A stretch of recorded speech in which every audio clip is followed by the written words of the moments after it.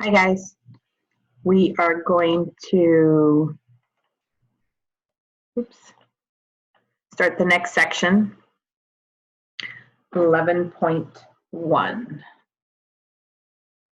So title your notes, circumference and arc length. There we go. So circumference of a circle, I suggest that you pause and write down the theorem. So the formula says that the circumference can be found by multiplying pi times d, so out of focus, or 2 times pi times r.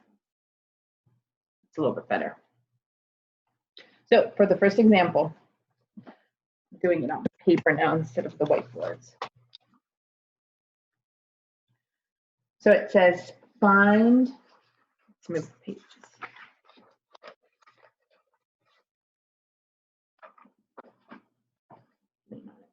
Easier. So for example 1, so our formula says C is equal to pi times d, or to find the circumference is 2 pi r. Those are our two formulas. So for example 1, it wants us to find the circumference of a circle with radius 9 centimeters. So we're going to be using this formula right here because we're using the radius. So C is equal to 2 pi times 9. Let me get my calculator. Well, 2 times 9 is 18, so that's 18 pi. And then 18 times, that's fine, pi equals, C is approximately 56.55. If you use 3.14, your answer will be off a little bit. Using the calculator itself, pi itself gives us 56.55. So for part B, it wants us to find the radius of a circle with circumference 26. So they give us the circumference itself. We have to solve for the radius. So I'm just going to write it down. C is equal to 2 pi r. Well, we know what C is. C is equal to 26. So 26 is equal to 2 pi r. Well, we want to know what the radius is. So we're going to divide by 2 pi. What you do to one side, you do to the other. So now we have the radius is equal to, so we're going to do 26 divided by 2 pi. So that comes out to be approximately 4.14. Again, if you use pi as 3.14, your answer is going to be off a little bit. So those are our first two. So now we're moving on to example 2. So example 2 gives us a picture of a tire. Seems like it's out of focus. There we go. That's much better. So it's talking about tire revolutions. That says the dimensions of a car tire are shown here. So here we have this tire, and it gives us this dimension, and this dimension. So a revolution is, so here's this tire and it's touching right at this point. When the tire starts moving and it spins all the way around, so it's moving, and then a revolution means it comes back to the same point. That's what one revolution means.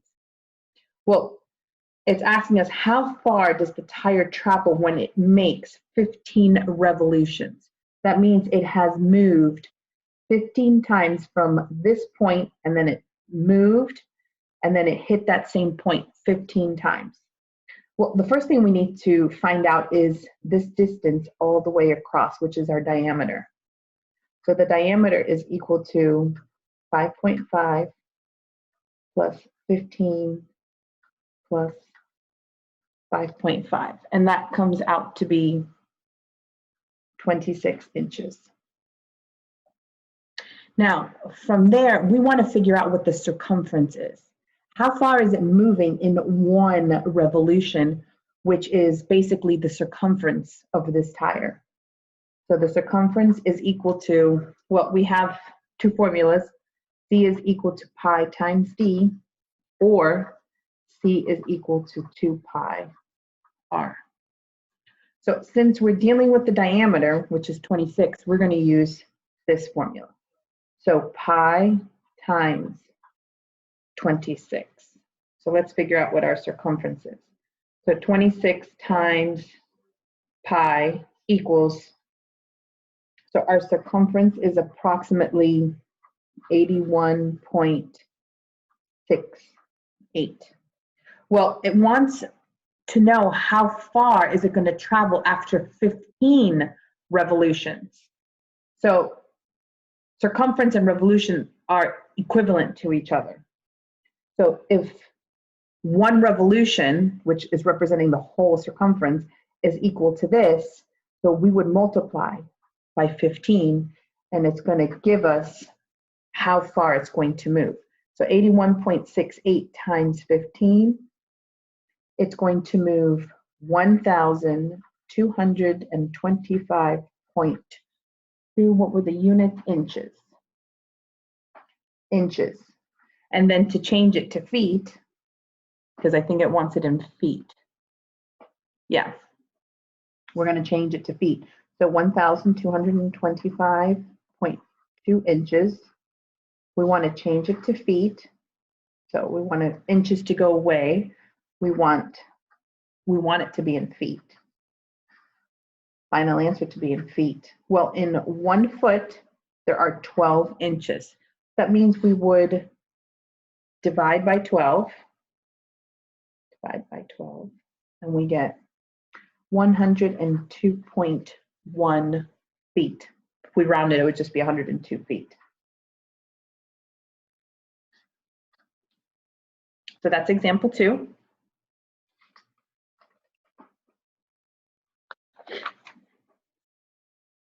Now we're going to move on to our next corollary, arc length.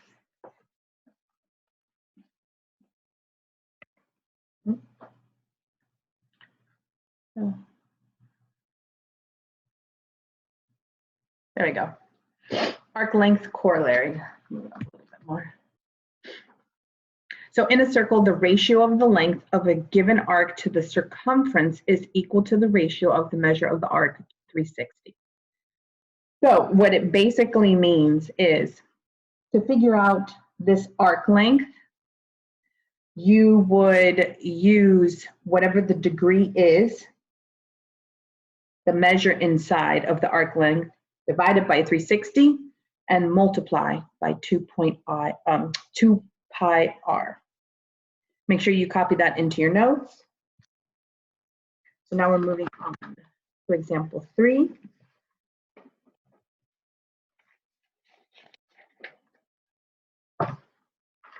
Example 3 is here. Different color. So I put down our corollary formula just to give us a reminder. So to figure out the arc length, that's equal to the measure of the degree inside over 360 times 2 pi r. So it wants us to find the length of each red arc.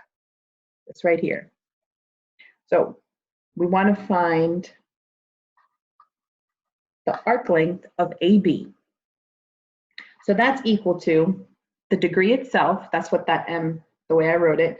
So 60 over 360 times 2 pi, and then our radius is 8 centimeters. Here is our radius times 8. And then we start simplifying. So we get 60 divided by 360. Oh, we're going to keep that. Let's multiply these together. 2 times 8, because we're going to multiply all of this together. 60 times 2 times 8 is 16 pi all over 360. I think it's just better to just do it all in one shot. So arc length AB. So 60 times 16 times pi equals, gives us this huge number. Then we're going to take that answer and divide it by 360. So we get that arc length to be 8.38. Do they want us to a certain, doesn't say anything about how far. So we did it to the 100th place. They have it in the book that way, so that seems to be good. So we're going to go to the 100th place. So that's part A. Now we're going to do part B. Part B is the same thing. We want to find this arc length, EF. So arc length EF is equal to the degree on the inside, which is 60 over 360, times 2 pi, and then the radius, which is 11. Start simplifying. 60 times 22 times pi divided by 360. So we get arc length EF is equal to 60 times 22 times pi equals divided by 360. And we get 11.52 centimeters. Yeah, centimeters. So that is the arc length for EF. Now for C, same thing again. I feel like it's so out of focus. So we want to find GH. So arc length GH is equal to the degree on the inside. So 120 over 360 times 2 pi. The radius is 11. Oops, 11. So 120 times 22 pi divided by 360. Arc length GH. So 120 times 22 times pi divided by 360. Oh, no, so 23.04 centimeters. Just checking to make sure they have the same thing. Yes, they do. So that is example 3. Now example 4. So I wrote the formula again, because now we're going to be manipulating the formula a little bit. So this time they're looking for the circumference itself. They give us the degree inside and they're giving us the arc length. Well, this right here, 2 pi r, that represents circumference. If you remember the formulas, circumference is equal to 2 pi r or pi times d. Well, this is being multiplied to this fraction right here. If we divide both sides by c, we have made a proportion. We'll be able to figure out what the circumference is of this circle. So we can rewrite our formula. Arc length, well, we're dealing with this arc length right here. So arc length xy over circumference, that's what we want to find, is equal to the measure on the inside over 360. So now we can fill in the information that we have. Well, we know the arc length of xy. It's 4.19. So 4.19 over the circumference is what we're looking for, equal to 40 degrees over 360. We only have one unknown. So this is the scenario, the only time that you can cross multiply, when you have two fractions equal to each other. So c times 40 is 40c is equal to 360 times 4.19. And we get 1,508.4. Now, to solve for C, divide by 40. Divide by 40. We get C, the circumference is equal to 40, 37.71 meters. Did they get the same thing? They did. So that's part A. For part B, it's a little bit different. They're giving us